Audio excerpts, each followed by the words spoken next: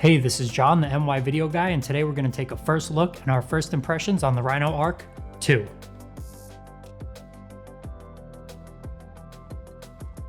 Now, I've been a fan of Rhinos for a long time now. I followed them from their first Kickstarter, and I have the small carbon fiber rails, I have the long stainless steel rails, I have the Motion, I have the Arc I, and it's just been awesome. I've had no complaints about it. Well, there's been a few, but they're very, very minor, such as the cables getting caught, and sometimes it's very wobbly when you're going on slow speeds.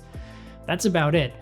And the reason that I wanted to upgrade to the Arc II is because even though clients love it and all the shots look dynamic, gives it a lot of parallax in the background, it's really cool, I'm starting to get sick of it. I've had it for about 3 years now, and it's just getting very, very repetitive. Like I said, clients love it. It looks so unique to them, but to me, I just need something different, and I think the Arc II is the perfect solution. Now, I thought about switching over to Edelkrone for a while, and that's because they had a pan and tilt head as well. And then Rhino introduced the Arc II, and that's exactly what I wanted. And it didn't make any sense for me because I was already invested in Rhino, so I figured, why not? I like them a lot. Let's try it again. So I backed them on Kickstarter. I pledged $1,200, which got me the Arc II, and it got me a motor, and it got me the focus wheel as well. So in this video, we're gonna unbox it. I'm gonna give you my honest first impressions, and we're gonna shoot a couple test shots in the garage. Well, we open the box, and there's obviously packaging. Here's a Rhino thank you card.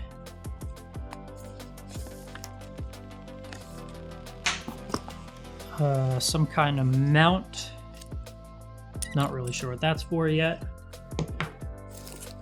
And we got the motor here.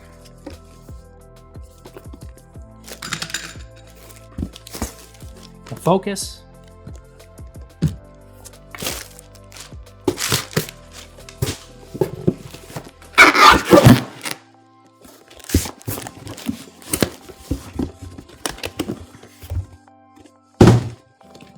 And the Arc II itself.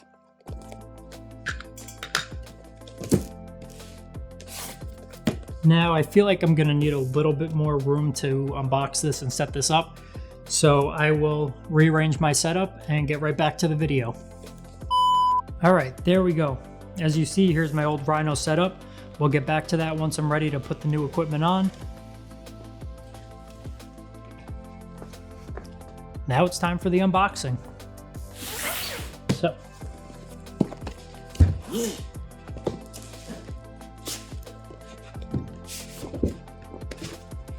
Slide that off. Box comes right up. Is a card. Welcome to Rhino. Pay nothing for your order. Get more gear for free. All right.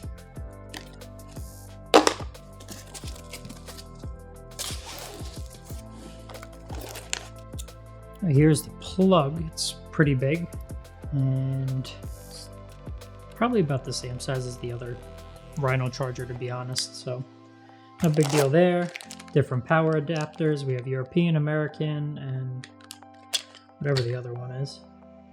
And here we go.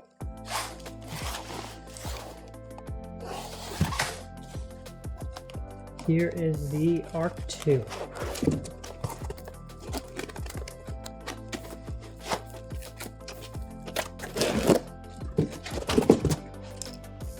Definitely a lot heavier than I thought, but it's supposed to hold a good amount of weight.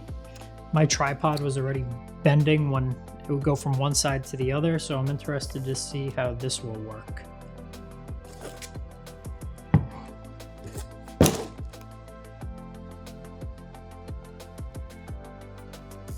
All right, now for the focus.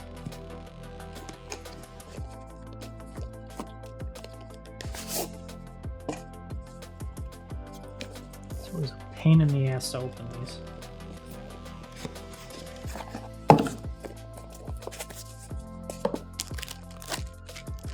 Comes with an Ethernet adapter. Comes with one focus ring. They promised 3, and they were supposed to be fitted sizes, but they ended up changing that along the route.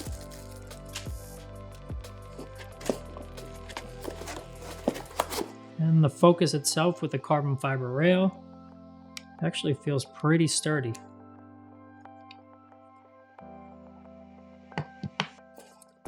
And that's it for that box.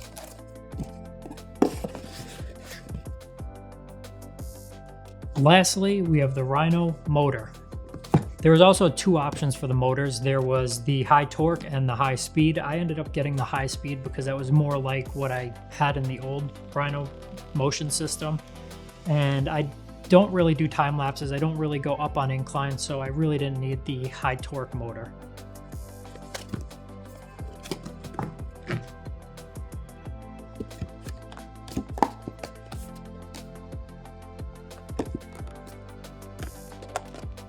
Really?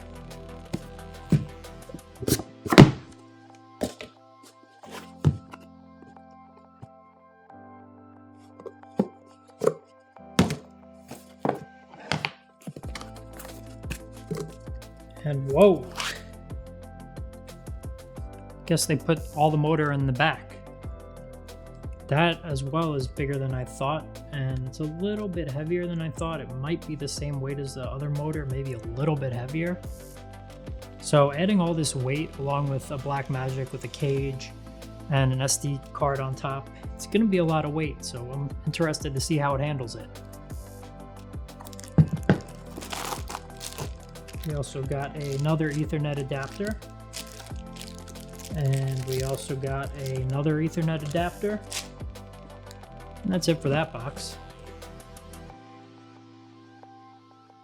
And that's it for the unboxing. Let's get it set up, let's take some test shots and see how it handles.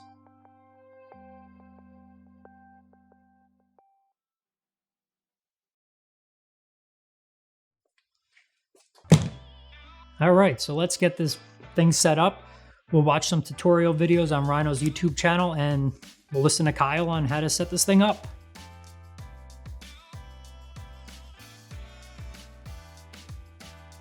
How to set up Arc for the first time.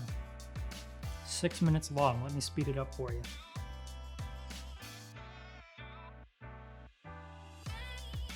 See the difference? It's like the whole motor in the back and the profile up top. They're about the same weight. So let's get this thing on.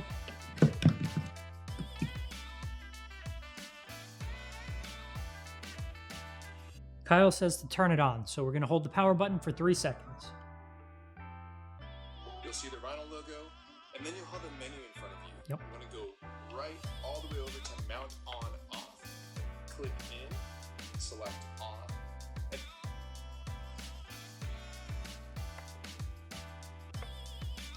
says set Arc II on mounting setting, which I'm already doing, and hold on. Then you click in, say I'm ready. And what it's going to do is it's going to use the pan motor to mount it onto the slider. Now, if you're not using a slider, you do this exactly the same way, but onto a tripod. That's pretty cool. The screen now says Tighten base with mounting tool. The mounting tool is in the front of the unit right here, the center of the screen. My bottle opener. What we're going to do is insert it into the bottom of the pan base. Next up, we're going to mount our motor, and here we have the high-speed variant. We also I already did that. Option. Alright, now that we have our motor mounted, let's talk about some of the cabling. It's important, and we've designed it in a specific way so that the cabling doesn't get in the way of your slider as it moves across. With every motor, you get 2 cables, one meant for the 24-inch slider and one designed for the 42-inch slider that's longer. But before we plug that in, we're going to talk a little bit more about cable management and the shutter release cable. Now he was just talking about using a shutter release cable. I don't particularly do that often, except if I'm using a photo camera doing a time lapse. So we'll skip that part for now, and I'll show you the next step.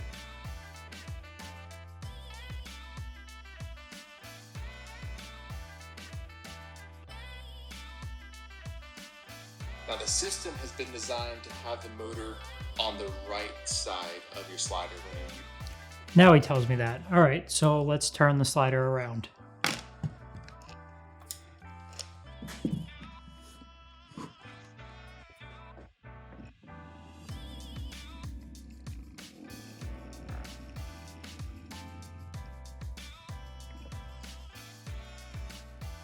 So the inputs are labeled, which I find very nice and useful. Sometimes you might need it on the left side. It's totally fine. You can switch that in settings so that your moves aren't messed up. But for cable routing, it is designed to push the cable out over the rail and underneath this motor in order that the cable won't get pinched in the rails.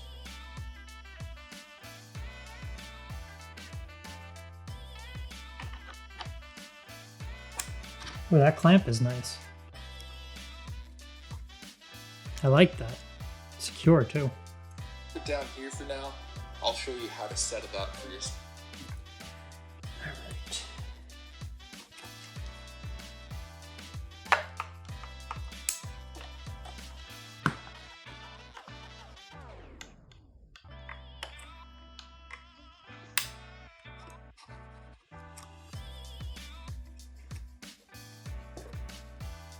Specific lens here in just a second.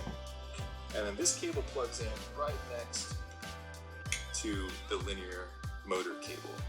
Those are labeled so you don't get them mixed up. Next up, we're going to mount the 501 compatible plate onto your camera. At this point, I need a camera.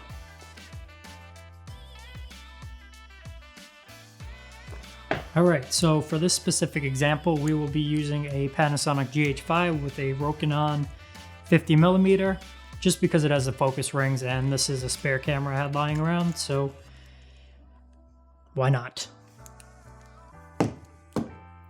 So let's unmount the plate. How do we do that?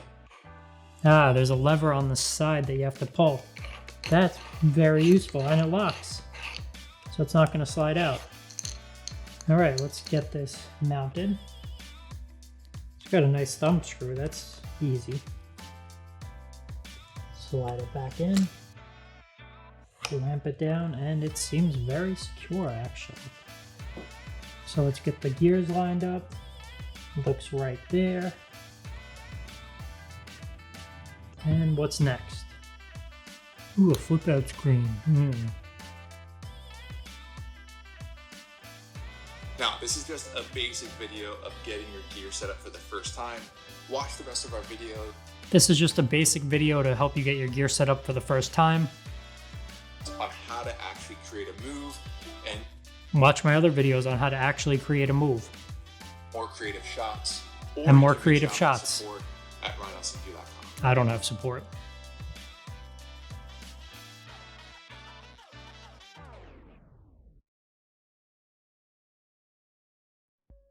All right, let's learn how to set up a move. I'm going to go through it with you for the first time as well. I'm also going to follow Rhino's video on this. So if you want to see the actual how-to video, I'll leave the link in the description. But this is just the way I'm going to set it up, going along with the video. Hey guys, I'm Kyle with Rhino. In this video, I'm going to show you how to set up a video move using the hardware controls and with the iOS app. Hey, this is John, the NYVideoGuy, and in this video, I'm going to show you how to set up a move with the hardware controls and with the app. What I'm going to do first is I'm going to go all the way to the right on the menu, and I'm going to go to Calibrate. So I'm going to hit Start, Calibrate, take it all the way to the beginning. Am I missing something here?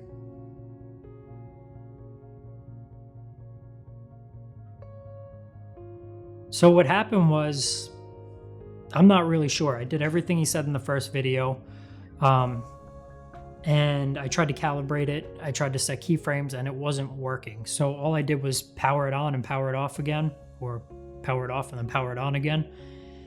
And it works fine now, so let's see if we could set up a move now. So we're gonna set up our keyframe 1. That looks like it's working fine. The look is inverted, so I have to press down to go up. Right is still right and left is still left. I wonder if you could change that. So let's see, we'll focus up here at the wall.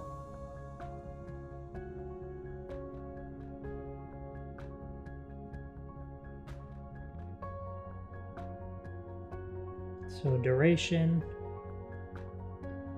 loop move, start move. So duration, to click on it. We'll set it to 6 seconds. That's the shortest you can do. Go over to start move, hit record, and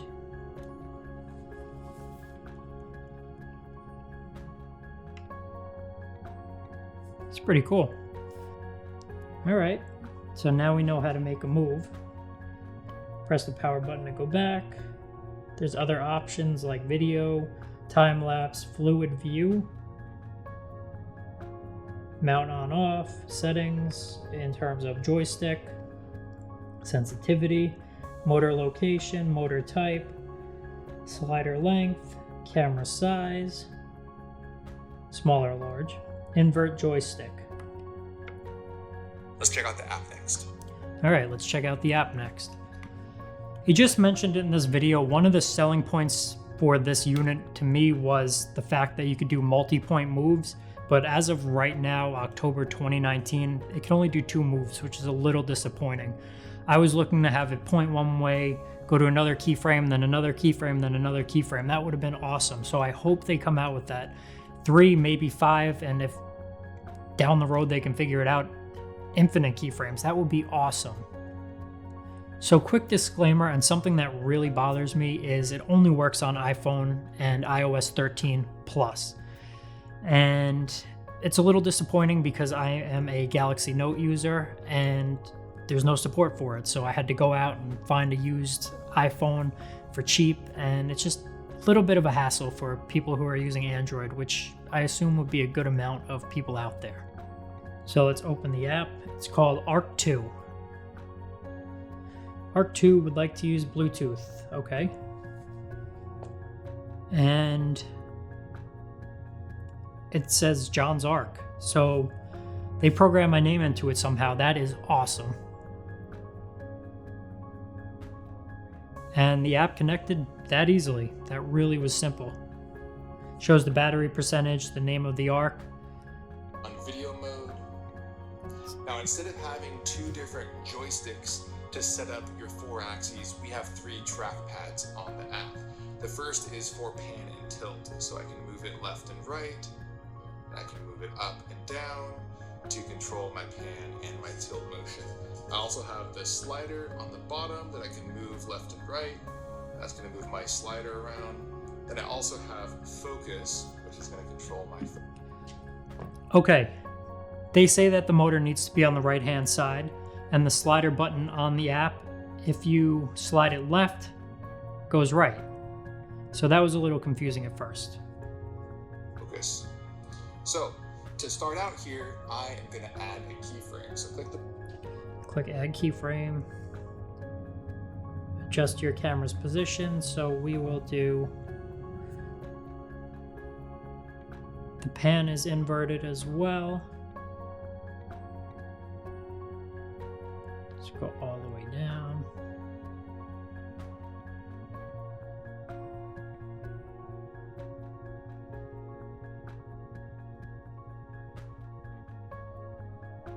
So all right, I just did that whole thing and I figured out that I was still on keyframe number 1. So let's set this as keyframe number 1. We'll check it. Add another keyframe to create a move.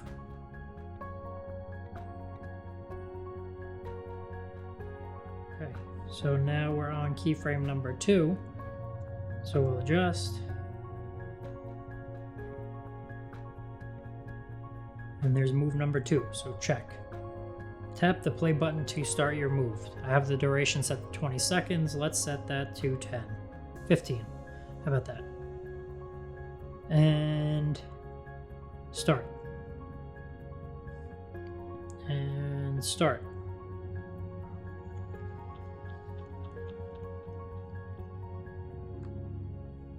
It's pretty simple. I think it's easier to do it from the actual unit itself, but it's awesome that it has an app that can also play along with it.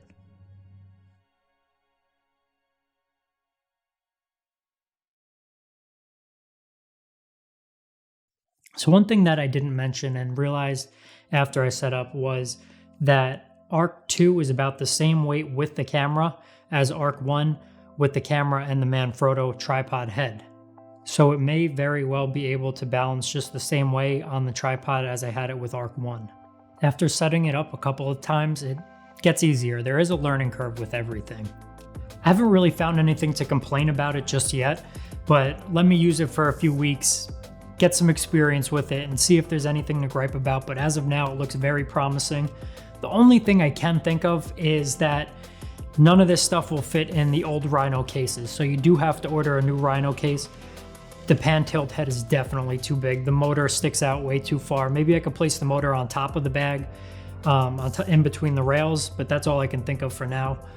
All in all, I think it's really cool. I'm so excited to use it. I'm so excited to take some test shots and actually use it in the field, because it's something that I have used every single day, probably for the past 3 years, and I've loved it. So now that the Arc II is here, it's gonna add a lot more dynamic. I'm gonna have a lot more fun with it, and I feel like it's gonna definitely separate me and push me apart from other videographers out there. So if you have any questions, please feel free to ask them in the comments. If you want, follow me on Instagram, NYVideoGuy, or check out my website, NYVideoGuy.com.